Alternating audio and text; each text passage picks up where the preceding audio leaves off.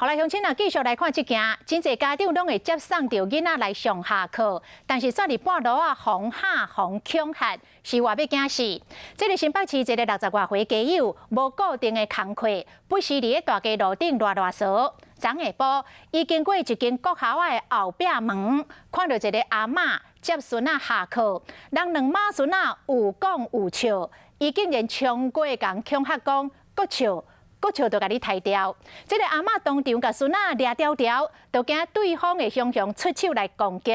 这个家长事后甲这个过程铺上网，警方已经来锁定着嫌犯的身份，嘛来加强着校园的巡逻。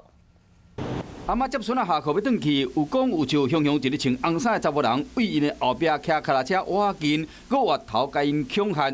妈孙仔两个人拢惊着，点点徛咧，目睭紧紧看这个查某人骑车离开。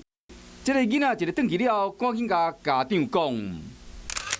家长伫面册就写讲，当时老大人去带孙，和这个穿红衫的查某人长头白日公然的恐吓，希望讲学校甲附近的居民拢爱细字，网友嘛希望讲爱赶紧找到这个人。这名陈姓男子呢，其实是一名无业游民，没有实际居住在户籍地。警方于是在系统上来注记设定协寻。警方伫网络巡逻发现这个恐吓案是以吊监日期为名，锁定这个嫌犯的身份，各大搜寻的所在，同时嘛加强校园边的巡逻。